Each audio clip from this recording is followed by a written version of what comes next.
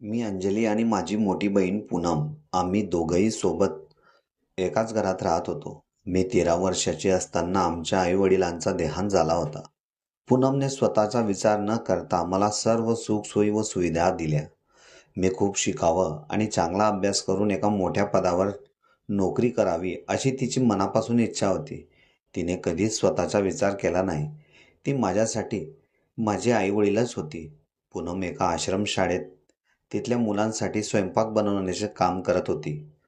तिथल्या पगारातून ती माझ्या शिक्षणाचा व घराचा खर्च करत होती. मी आता BComच्या पहिल्या वर्षाला शिकत होते आणि पूनमही 24 वर्षाची झाली होती.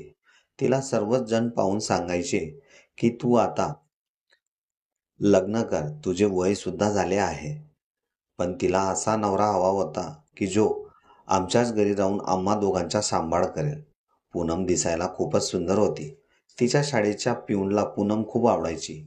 एके दिवशी संध्याकाळी तो आमच्या घरी आला आणि त्याने सरळ ताईला लग्नासाठी मागणी घातली. त्याला ताईच्या सर्व अटी मान्य होत्या. मग काय, पुढच्या एका महिन्यातच ताईचं लग्न झालं आणि ताई व दाजी सोबतच शाळेत ये जा करू लागले. 2-4 दिवसातच मला माझ्या दाजींचा स्वभावही छान वाटू लागला. ते फार कमी बोलायचे, पण ताईलाही भरपूर जीव लावायचे.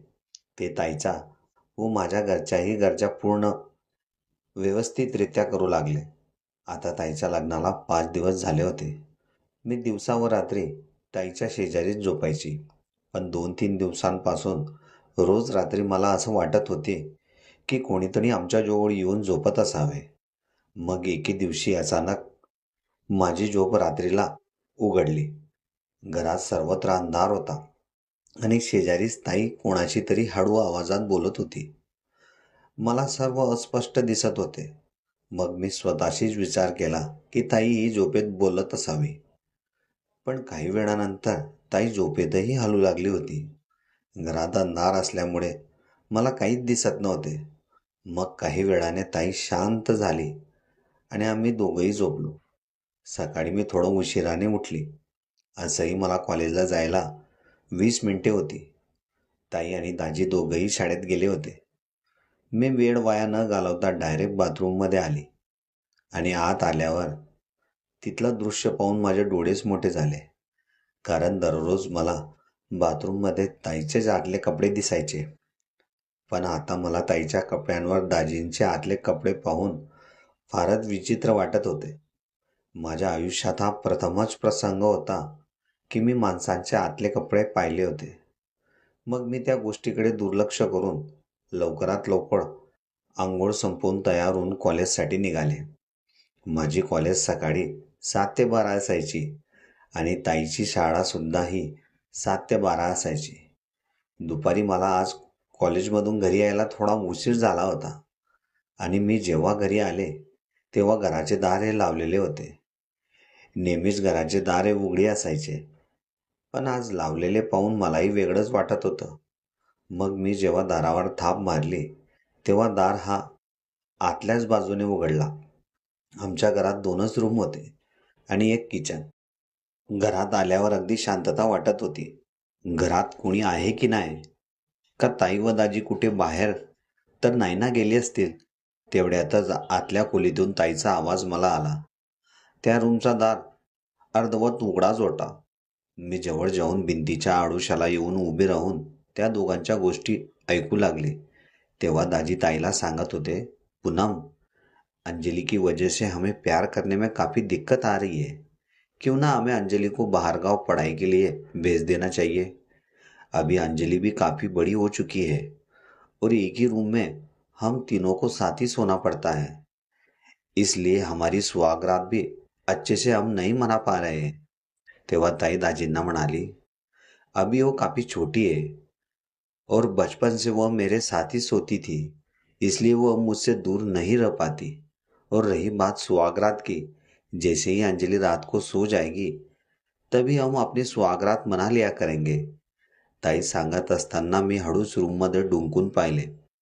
तेव्हा ताई ही दाजींच्या मिठीत होती आणि दाजींचा एक हात ताईंच्या ब्लाऊजची हुक उघडण्यात व्यस्त होते. ताई अजूनही दाजींच्या मिठीतच होती. ताईचे आतले कपडे मला स्पष्ट दिसत होते. तेवढ्यातच दाजींनी ताईचा चेहरा आपल्या दोघा हातात पकडला आणि त्यांचे ओठ त्यांनी ताईच्या ओठांपर्यंत नेले. आणि तेवढ्यातच दाजींचे लक्ष उघड्या असलेल्या दाराच्या फटीतून माझ्याकडे गेले. दाजी मला पाहून ताईपासून लांब झालेच नाही. ते माझ्याकडे पाहूनच ताईंच्या ओठांचा रस चाखत राहिले.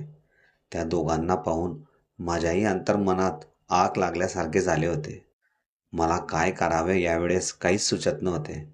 पण दाजींनीही माझ्यासोबत असेच करावे असे मला झाले होते. ताई व दाजींचा खेळ 15 ते 20 मिनिटे तसाच सुरू होता.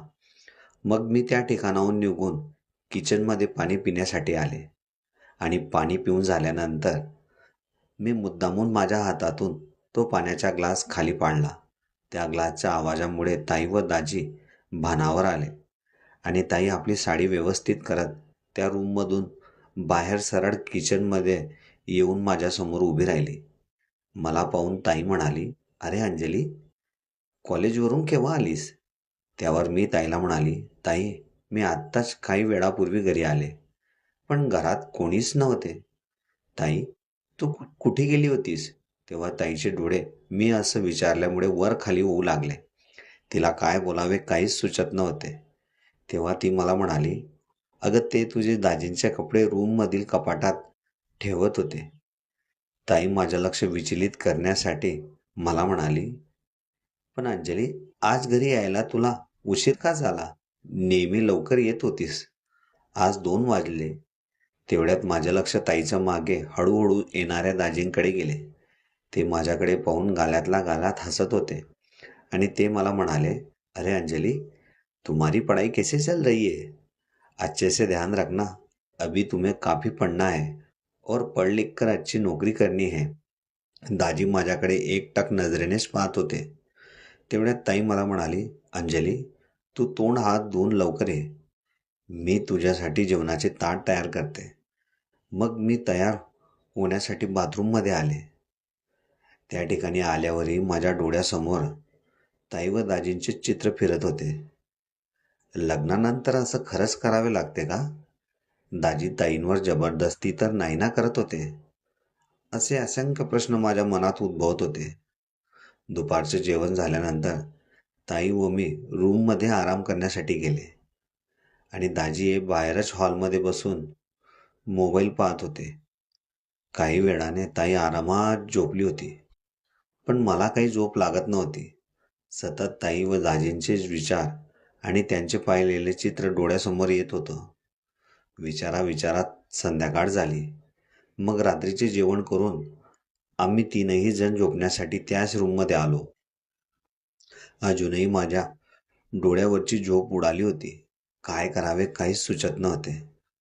का डायरेक्ट ताईलाच विचारावे, "तुझं आणि दाजींचं भांडण वगैरे झाले तर नाही ना?" पण मनात भीती वाटत होती. आता मलाही झोप येऊ लागली होती, म्हणून मी पण आरामात काही विचार न करता झोपली. पण अचानक माझे डोळे रात्रीला 1 वाजेला जेव्हा उघडले, तेव्हा माझे लक्ष शेजारी झोपलेल्या ताईकडे गेले. ती त्या ठिकाणी नव्हती. मी काही वेळ त्याच ठिकाणी बसून विचार करू लागले की ताई कुठे गेली असावी आणि दाजीही त्यांच्या जागेवर नव्हते. घरातही अंधार होता. तरी मी डोळे चोळत आपल्या जागेवरून उठून रूममधून बाहेर आले आणि समोरचे दृश्य पाहून माझ्या पायाखालची जमीनच सरकली. कारण दाजी हे ताईच्या शेजारीच झोपले होते. पण रात्री झोपतेवेळी ताईने साडी घातली होती आणि ताई चक्क आता दाजींसोबत गाऊनवर होती.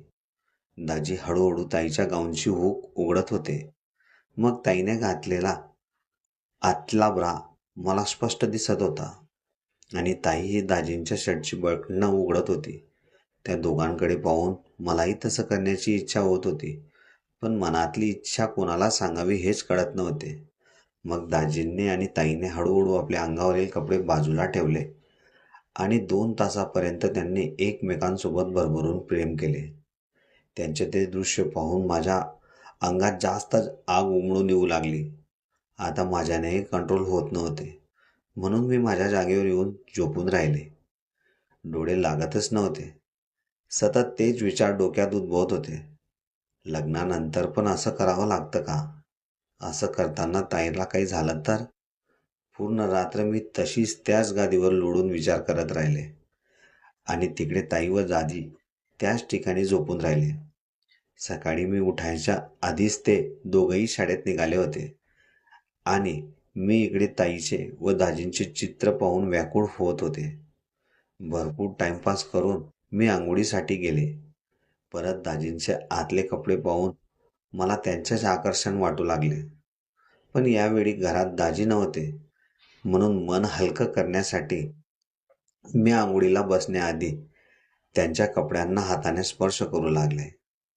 आता तर मला असं वाटू लागले होते की दाजी अगदी माझ्या सोबतच आहेत. मग 10-15 मिनिटांनी मी पण माझी आंघोळ आटोपून बाहेर आले. घरात एकटीच असल्यामुळे खूपच कंटाळा वाटत होता. आज तर कॉलेजला जायची सुद्धा इच्छा होत नव्हती. मग जास्त डोक्यात रात्रीचे विचार येऊ नयेत म्हणून मी आता स्वयंपाकाच्या तयारीला लागले आणि जेवण करून निवांत झोपले. मग बरोबर 12 वाजेला ताई व दाजी शाळेतून घरी परतले आणि मला असं झोपलेलं पाहून ताई म्हणाली, अंजली, आज कॉलेजमधून लवकर आलीस, बरं वाटत नाही का?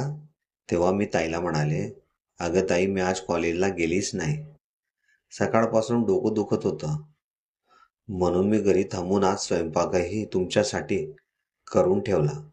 मग ताई व दाजींनी दुपारचे जेवण केले आणि परत मी आणि ताई आतल्या रूममध्ये आराम करण्यासाठी गेले.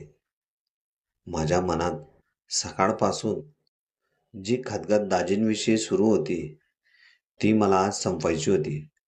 म्हणून ताई गाढ झोपेत असताना मी बाहेर हॉलमध्ये दाजींजवळ येऊन बसले.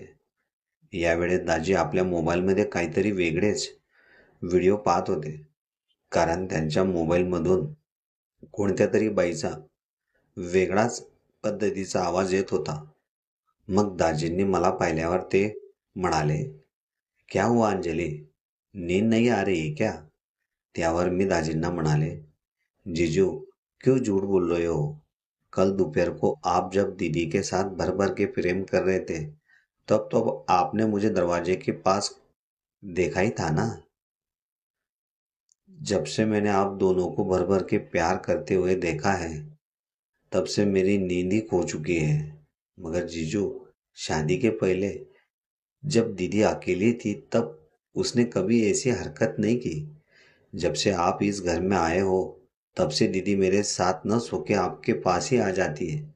सच में ये जरूरी होता है क्या, पति पत्नी को शादी के बाद एक साथ रहना? और क्यों? त्यावर दाजी मला म्हणाले, अरे अंजलि, उसी को तो जिंदगी कहते हैं. शादी खाली एक दूसरे के साथ सोना नहीं होता. शादी का मतलब जन्मों जन्मों का साथ होता है, दो आत्माओं का मिलन होता है. जब ये दो आत्मा एक साथ मिलती है तब जो मजा आता है वो मजा पूरी जिंदगी में आदमी को किसी के साथ नहीं आता है.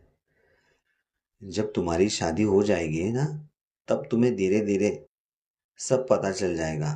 तेव्हा मी जीजूंना म्हणाली, मगर जीजू, मुझे भी शादी से पहले वैसा मजा और आनंद चाहिए जो आप दीदी को दे रहे हो. कल रात को जब मैंने आप दोनों को उस हालत में देखा, तब से मैं अपना होश ही खो चुकी हूँ. तब से आपका ही चेहरा मेरे आंखों के सामने घूम रहा है. कब मैं आपको गले लगाऊं, कब नहीं, ऐसा मुझे हो रहा है. मग जीजू मला सांगू लागले, मगर अंजलि, मैं तुम्हारे साथ ऐसा कुछ नहीं कर सकता, क्योंकि मैं तुम्हारे दीदी के साथ इसलिए ऐसा प्यार कर रहा हूँ क्योंकि वो हम दोनों के वंश को आगे बढ़ा सके. त्यावर मी दाजींना म्हणाले, मैं कुछ समझी नहीं जीजू, आप क्या कहना चाहते हो? तेव्हा जीजू मला म्हणाले, अंजलि, तुम अभी बहुत छोटी हो. तुम जैसे जैसे बड़ी होगी और तुम्हारी शादी किसी अच्छे से लड़के के साथ हो जाएगी, तब तुम्हें सब कुछ बातें खुलकर समझ में आ जाएगी. त्यावर मी जीजूंना म्हणाली, मगर जीजू, जब मेरी शादी होगी तब होगी, मगर मेरे दिल में जो आग लगी है उसे आप ही बुझा सकते हो. और एक बात आप मुझे बताओ, शादी से पहले ऐसे भर भर के एक दूसरे से हम प्यार नहीं कर सकते हैं क्या? तेव्हा जीजू मला म्हणाले, क्यों नहीं कर सकते, मगर जैसा प्यार मैं तुम्हारे दीदी के साथ कर रहा हूँ वैसा नहीं।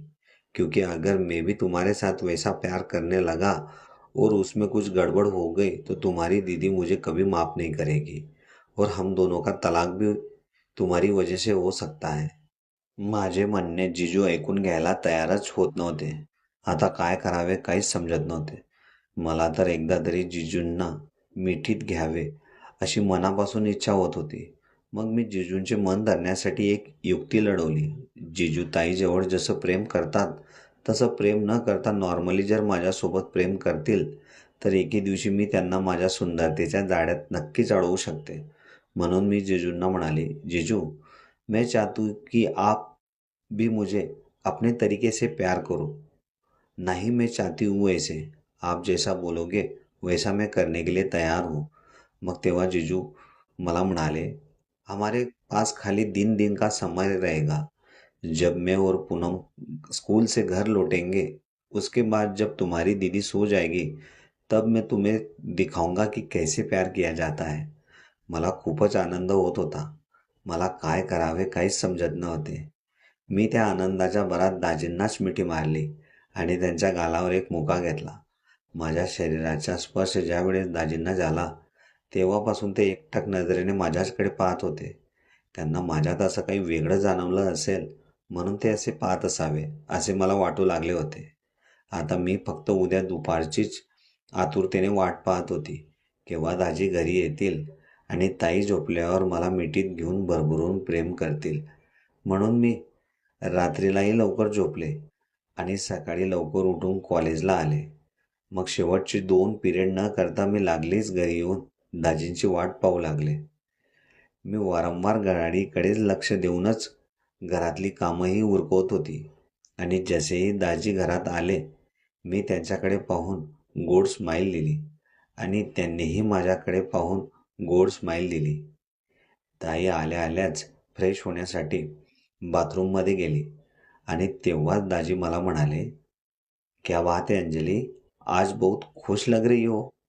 त्यावर मी त्यांना म्हणाले, जीजाजी, जिस पल का इंतजार मैं इतने दिनों से कर रही थी वो पल आज दोपहर को आने वाला है, इसलिए मैं काफी खुश हूँ. तेवढ्यातच ताई ही तयार होऊन आमच्या जवळ आली आणि आम्हाला म्हणाली, अरे साली और जीजा में क्या बातचीत हो रही है, जरा हमें भी बताओ. तेव्हा दाजी ताईला म्हणाले, अरे पूनम, ऐसे कोई खास बातचीत नहीं है, मैं तो अंजलि को उसके पढ़ाई के बारे में पूछ रहा था. मग ताई दाजींना म्हणाली, चलो आप भी मुंह हात धो लो, मैं भी आपके लिए खाना लगाती हूँ. मग आम्ही तिघांनी मिळून दुपारचे जेवण केले आणि मी व ताई आम्ही दोघेही आतल्या रूममध्ये झोपण्यासाठी गेलो आणि दाजी बाहेरच्याच रूममध्ये खुर्चीवर बसून नेहमीप्रमाणे मोबाईलच पाहत असावेत. मी फक्त ताईंच्या झोपण्याची वाट पाहत होती. केव्हा ताई झोपेल आणि मी दाजींच्या मिठीत सामावून जाईल याचीच प्रतीक्षा मला केव्हापासून लागली होती. आता दुपारचे बरोबर 2 वाजले होते. सकाळी लवकर उठल्यामुळे ताई अगदी गाढ झोपेत होती. मी एकदा ताईला चेक करण्यासाठी तिला जवळून पाहू लागले. खरंच ती खूप निवांत झोपली होती. मग मी माझ्या जागेवरून उठून सरळ बाहेरच्या रूममध्ये आले. दाजी पण माझीच वाट पाहत होते. मला पाहिल्यावर त्यांनी दाराला बाहेरून कडी लावायला सांगितली. मग कडी लावून मी दाजींजवळ येऊन बसले. दाजी अजूनही मोबाईल पाहत होते आणि मी आतुरतेने दाजींकडे पाहत होते.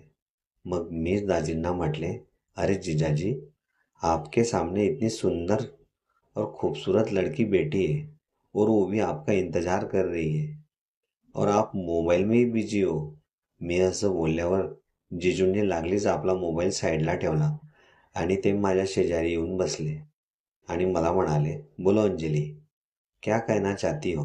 तेव्हा मी दाजींना म्हणाले, मुझे तो कुछ कहना नहीं है, मगर जो चीज़ मुझे आपसे चाहिए उसके लिए मैं उतावली हो रही हूँ. दाजींनी हळूच माझा एक हात त्यांच्या हातात घेतला. त्यांच्या हाताचा स्पर्श माझ्या हाताला होताच माझ्या अंतर्मनात वेगळीच आग निर्माण झाली. दाजी अगदी माझ्या डोळ्यात डोळे टाकून माझ्याचकडे पाहत होते. यावेळेस मी गाऊन घालूनच दाजींसमोर बसली होती. मग दाजींनी त्यांच्या दुसऱ्या हाताने माझ्या गाऊनची उघडायला सुरुवात केली आणि ते मला म्हणाले, अंजली, मैं जब पहली बार इस घर में रहने के लिए आया था, तब मैंने तुम्हें देखकर ही मेरा दिल तुम्हारे लिए धड़कना शुरू हो गया था। फिर तुम चुपके चुपके मुझे और पूनम को भर भर के प्यार करते हुए देखती थी, तभी मैं तुमको अपनाना चाहता था, मगर पूनम की वजह से मैं चुप था। मुझे तो तुम पूनम से ज्यादा खूबसूरत और सुंदर दिखती हो। जो तुम्हारे दिल में इतने दिनों से मुझसे मिलने की तमन्ना थी, उससे कई गुना ज्यादा इच्छा मुझे तुम्हें पाने की थी। अजूनही माझा एक हात दाजींच्या हातातच होता. आता हळूहळू दाजींचे डोळे माझ्या त्या ठिकाणी पाहत होते. मग दाजींनी त्यांचे ओठ माझ्या ओठांपर्यंत घेऊन आणले. त्यांच्या नाकातून निघणारे गरम श्वास जसजसे माझ्या गालाला स्पर्श होऊ लागले, तसतसे माझे अंगही तापायला सुरुवात झाले. मला फक्त दाजींचीच आतुरता वाढू लागली होती. दाजींनी माझ्या ब्राही खाली सरकवला आणि त्यांनी माझ्या अशा ठिकाणी स्पर्श केला, त्याच वेळेस मी माझे ओठ दाजींच्या ओठांवर टिकवले. तब्बल अर्ध्या तासापर्यंत आम्ही एकमेकांच्या ओठांचा रस चाखला. मला खूपच मजा वाटत होती. खरंच लग्नानंतर जर असा आनंद भेटत असेल तर मी उद्याच दाजींसोबत लग्न करायला तयार आहे, अशी माझी मनात इच्छा जागृत झाली. मग हळूहळू आम्ही दोघांनीही आमच्या अंगावरील कपडे बाजूला ठेवले आणि एकमेकांसोबत भरभरून प्रेम करू लागलो. माझ्या दाजींसोबत हा पहिलाच अनुभव असल्यामुळे मी त्यांना म्हटले, जीजाजी, तुम बहुत ताकतवर आदमी हो, थोडा धीरे धीरे, मैं अभी नहीं हूँ. त्यानंतर संध्याकाळी जोपर्यंत ताई उठत नाही तोपर्यंत आमचा कार्यक्रम असा सुरू राहिला. आता माझे व दाजींचे नित्यनियम झाले होते. दुपारी ते घरी आल्यावर ताई झोपल्यानंतर मी त्यांचा आनंद घ्यायचे आणि रात्रीला ताई त्यांच्यासोबत मजा मारायची. सतत 5-6 महिन्यापर्यंत दाजींचं आणि माझं दुपारचं प्रेम असंच सुरू होतं. मग एके दिवशी रविवारी ताईला सुट्टी असल्यामुळे ताई सकाळी उशिरा उठली आणि ज्यावेळेस दुपारी मी दाजींसोबत भरभरून प्रेम करत होते, तेव्हा तिने आम्हा दोघांना सोबत पाहिले. ती खूप रागावली होती. माझ्याशी व जिजूंशी तिने बोलणं सुद्धा सोडलं होतं. तरी आम्ही दोघं जेव्हाही वेळ मिळेल तेव्हा भरभरून प्रेम करायचो. मला दाजींना सोडायची अजिबात इच्छा होत नव्हती आणि ताईही जिजूंशिवाय राहू शकत नव्हती. मग एकदा ताईच मला म्हणाली, अंजली, तू शिक्षणासाठी बाहेरगावी जा, म्हणजे तुला तुझ्या दाजींची आठवण येणार नाही. तेव्हा मी ताईला म्हणाले, ताई, मी दाजींपासून लांब राहू शकणार नाही, कारण मी खूप प्रेम करते त्यांच्यावर आणि तेही माझ्यावर खूप प्रेम करतात. त्यापेक्षा आपण असं करू, मी सुद्धा दाजींशी लग्न करून त्यांची दुसरी बायको म्हणून याच घरात राहते. आपण दोघंही बहिणी सोबत राहिलो तर काही प्रॉब्लेम होणार नाही. पण तसं ताईला मान्य नव्हते. मग मी ताईला परत समजावून म्हणाले, असेही जुन्या काळात राजा महाराजा सुद्धा 2-3 बायकांसोबत राहतच होते ना. मग आपण दोघं बहिणी एकाच नवऱ्यासोबत का राहू शकणार नाही? घरातली सर्व कामे मी पाहत राहील, तू फक्त तुझी शाळेतली कामं पाहत जा. काही दिवस ताईची खुदगुद सुरूच होती.